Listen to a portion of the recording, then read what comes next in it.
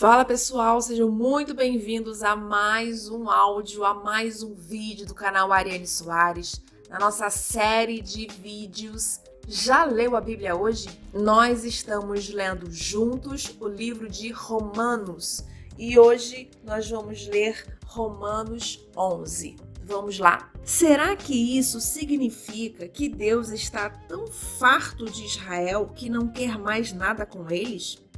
É claro que não. Lembrem-se de que quem escreve estas coisas é um israelita, um descendente de Abraão, da tribo de Benjamim. Mais judeu impossível. Não estamos, portanto, falando de rejeição. Deus está há muito envolvido com Israel e investiu demais nesse povo para desistir agora. Elias, angustiado por causa desse mesmo Israel, clamou em oração: Deus, eles mataram teus profetas, destruíram teus altares. Só eu sobrevivi e agora eles estão atrás de mim. Lembram-se da resposta de Deus? Eu ainda tenho 7.000 que não desistiram, 7.000 que são leais até o fim. É a mesma coisa hoje. Ainda há uma minoria fiel e atuante, talvez não muitos, provavelmente mais do que vocês pensam. Eles estão firmes, não por causa do que pensam que ganharão com isso, mas porque estão convencidos da graça e do propósito de Deus em chamá-los. Se estivessem pensando apenas nos próprios interesses, já teriam largado tudo há muito tempo. O que aconteceu então?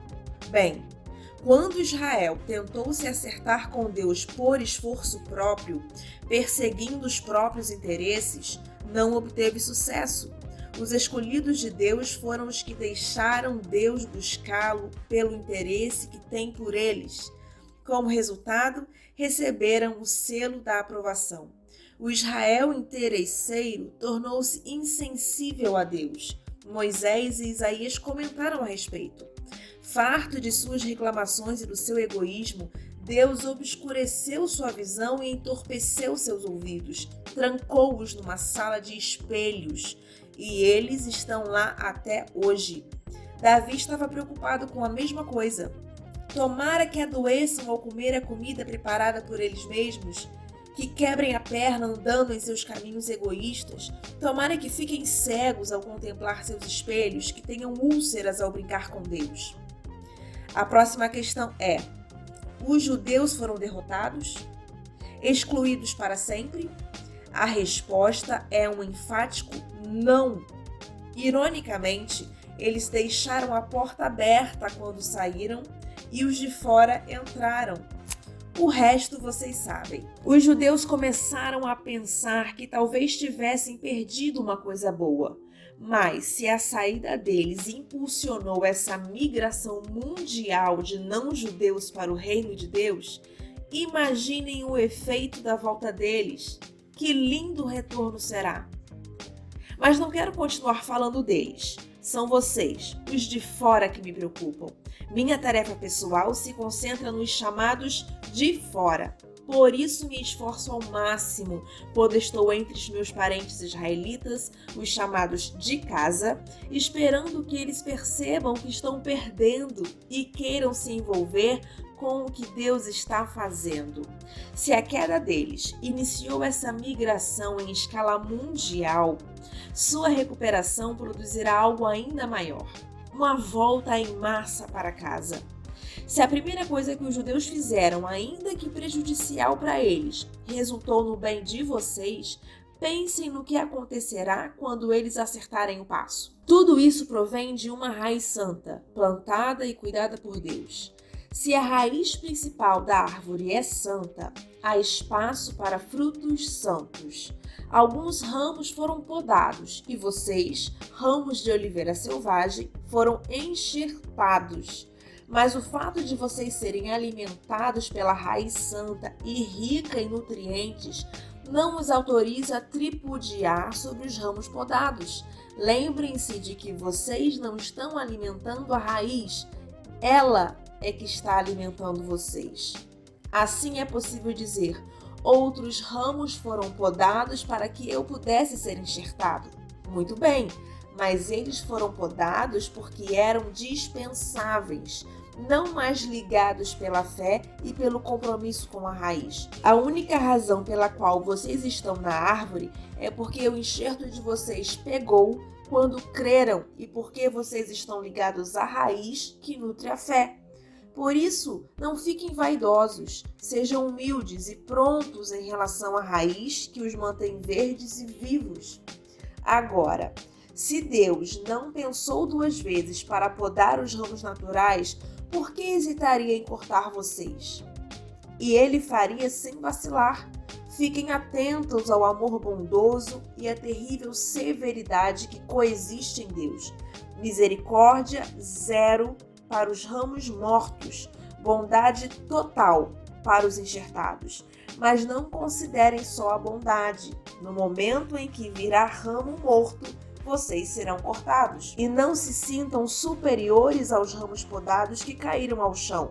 Se eles saírem do estado de morte, poderão muito bem ser enxertados outra vez.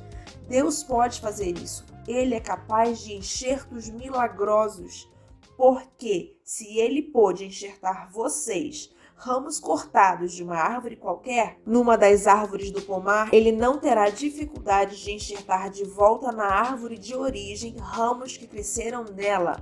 Alegrem-se por estar na árvore e esperem o melhor para os outros. Quero ser o mais claro possível, amigos. O assunto é complicado.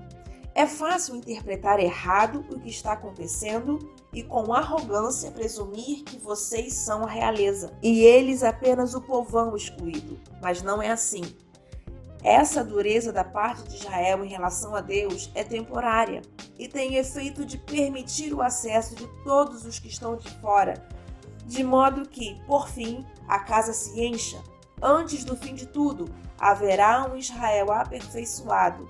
Está escrito: um campeão virá das montanhas de Sião, ele purificará a casa de Jacó, e esse é meu compromisso com o meu povo, a remoção dos seus pecados. Enquanto vocês ouvem e abraçam as boas notícias da mensagem, fica parecendo que os judeus são inimigos de Deus.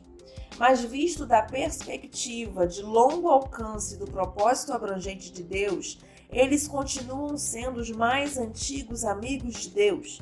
Os dons e o chamado de Deus têm garantia total, jamais serão cancelados. Houve uma época, não muito tempo atrás, em que vocês estavam separados de Deus, mas depois os judeus fecharam a porta para Deus e houve uma abertura para vocês. Agora, eles estão de fora, mas com a porta aberta para vocês, eles têm ainda a opção de voltar. De algum modo, Deus permite que todos nós conheçamos o que é estar de fora, para que ele, pessoalmente, possa abrir a porta e nos receber de volta. Vocês, por acaso, já viram algo que se compare à graça generosa de Deus ou à sua profunda sabedoria? É algo acima da nossa compreensão que jamais entenderemos. Há alguém que possa explicar Deus?